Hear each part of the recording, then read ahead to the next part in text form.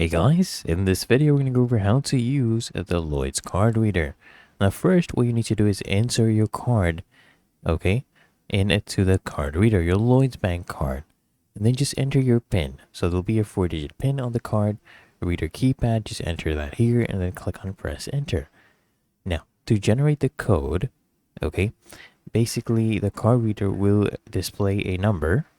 You just enter this number on the card reader and press enter.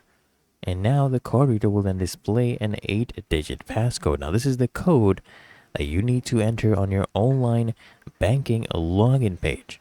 Okay, so to log in, remember guys, just enter the 8-digit code into the designated field on the online banking page to complete your login. If otherwise, it is really that easy and simple. So if you found this helpful, make sure you smash that like button as well as subscribe to frequently asked questions.